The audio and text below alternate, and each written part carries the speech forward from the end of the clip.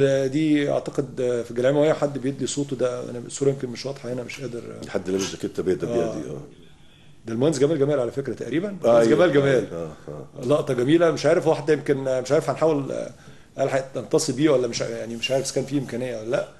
يعني المهندس جمال جمال رئيس مجلس اداره نادي سبورتنج ورايح بنفسه، وكان في يمكن كان في تنافس بينكم في رئاسه النادي الموسم الماضي او العام الماضي، بالظبط يمكن مش كده؟ بالظبط بالظبط بالظبط. لكن المهندس جمال انا عارف ان هو من فتره طويله قوي طبعا صوت نادينا الدكتور خالد، وقال بالعكس قال هو اكثر واحد بيصلح لرئاسه الاتحاد المصري لكره اليد. احنا عندنا ثقافه غريبه جدا في مصر، ان انا لما اتنافس مع صديقي يبقى انا بكرهه، لا لا بالعكس، ما انا او بقول ان هي عند هو الغالبيه يعني او ينقلب للاسف. الى عدو.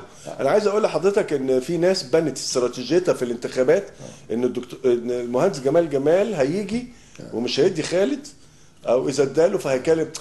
تفكير عقيم اطلاقا جدا، لمجرد ان اولا احنا بينا صداقه عمر من واحنا انا عارف عندنا 12 13 يعني سنه. الفتره الرياضيه كلها ولما حصل نوع من انشغال بمقاليد الحياه تبعدنا شويه، لكن فضلنا اصدقاء. ولما نزلت الانتخابات استأذنته وهو قال لي اتفضل، وكانت تجربه جميله لينا احنا الاثنين، ورجعنا تاني.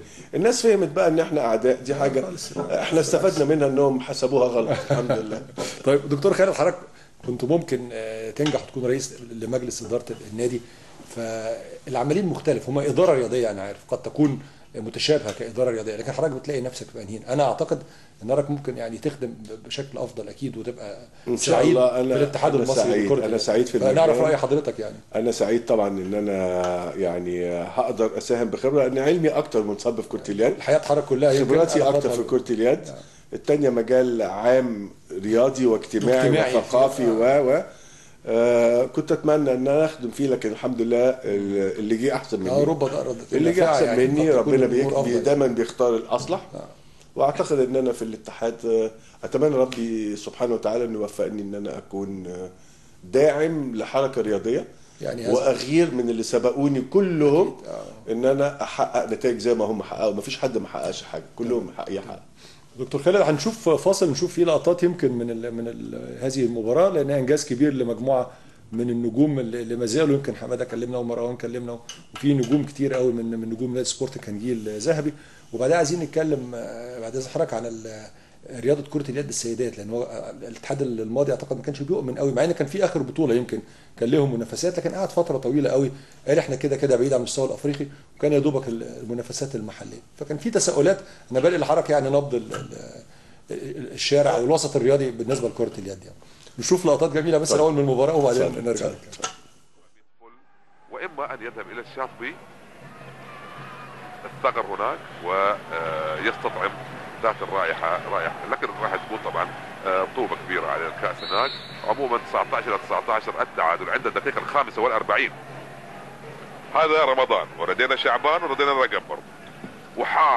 البلدوزر بدل البلوكات والضغط القوي البريس. شوف هاني يا عيني عليك يا هاني والنبي هاني. شوف هاني الكرة لما تلقاه حقيقة، لو تشوفها لك سعيد تشوف الكرة هاي من بدايتها، شوف الارتداد وشوف القراءة والارتداد السريع والتحول السريع لكرة قادمة رائعة من يد ايمن صلاح، كمبيوتر برمج ايمن صلاح على الفاست بريك. 20 الى 19 عند الدقيقة 45. اذا المباراة بدأت تحلو، والسكندريون اعتادوا الا يسكتوا في الشوط الثاني. ناموا قليلا في الشوط الاول، لم تكن ساعة قيلولة طبعا. واليوم شوف المرتدة وعلى طول زكي حسين. شوف زكي، يا زكي بالغت يا زكي يا حسين. لو لم يبالغ فيها، لو لم يغالي فيها لكانت هدفا رائعا. على كل لم يظهر كثير الفاست بريك كثير اليوم. وشوف التهويج، يا عيني عليك يا ايها السكندراوي اسمراني. شوف حلوة من سعيد. شوف الروعة. هذه من لقطات كرة اليد، لعبة درامية. سعيد اسمر وحليوة طبعا في ادائه. و20 الى 20 عند الدقيقة 46. نذكر ان المباراة قد تمتد لاكثر من 60 دقيقة اذا ما حل التعادل. وفي كل الاحوال نقول ان مصر هي الفائزة، وهي تلاقي نفسها. مصر تلاقي مصر.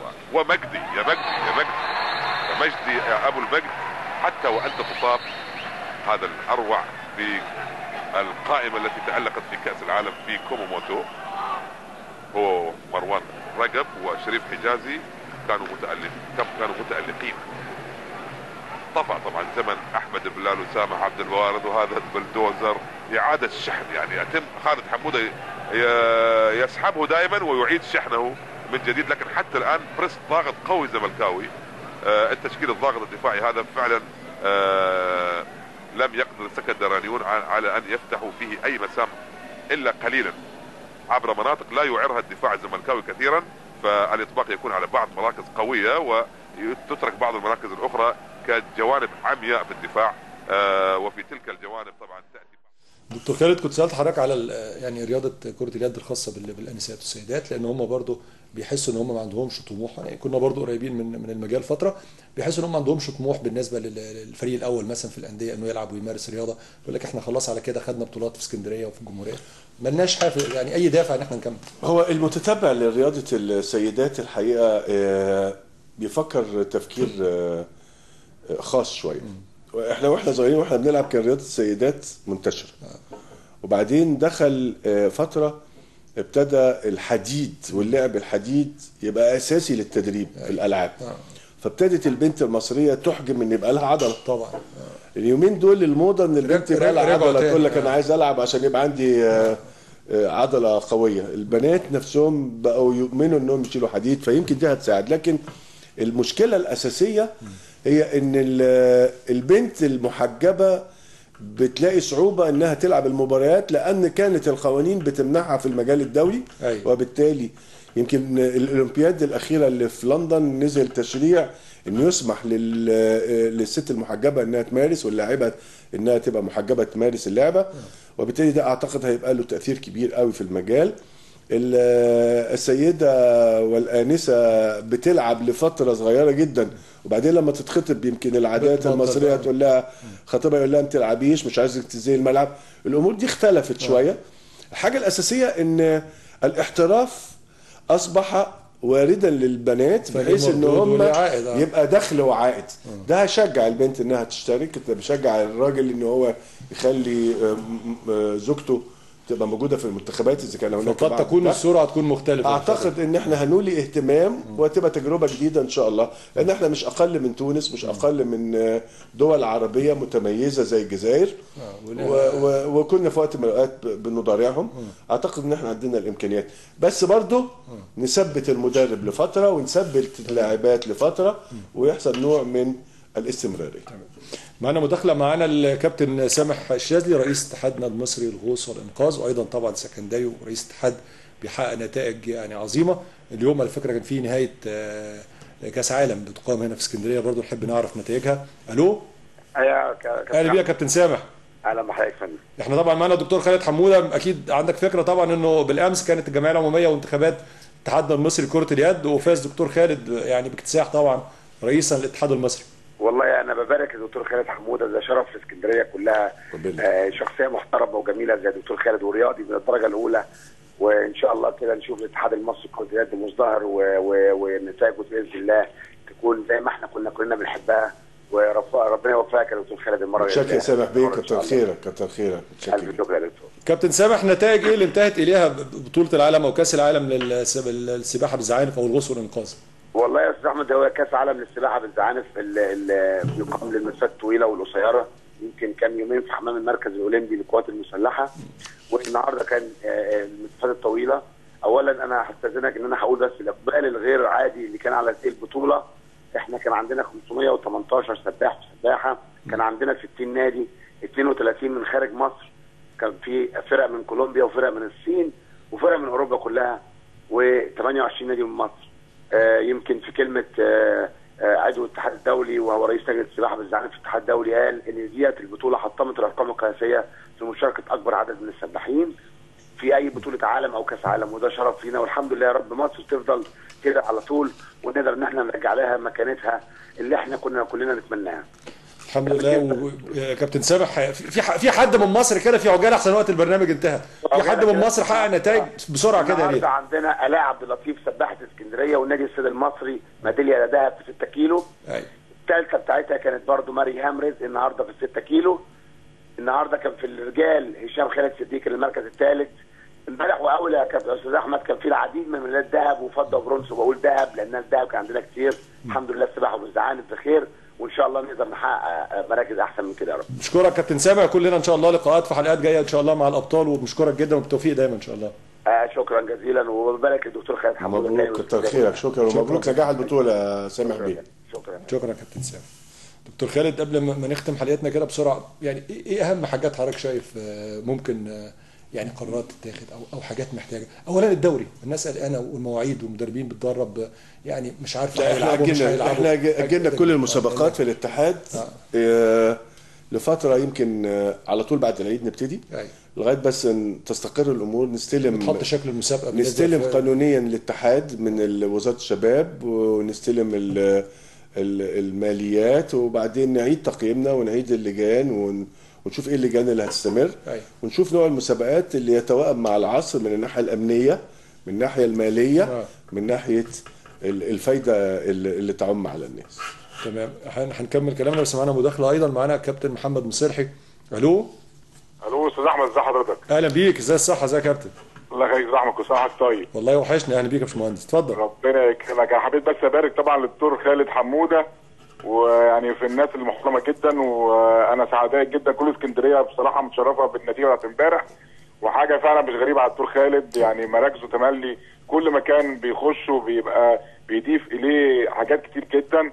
لما كان عميد كليه التربيه الرياضيه وكل الامور اللي كان بيأديها وبيرقصها فعلا حاجه مشرفه. فانا حبيت ان انا ادي الفرصه وابارك دكتور خالد حموده، له كل الحب وكل الاحترام وكل التقدير، وربنا يوفقك ان شاء الله يا دكتور خالد.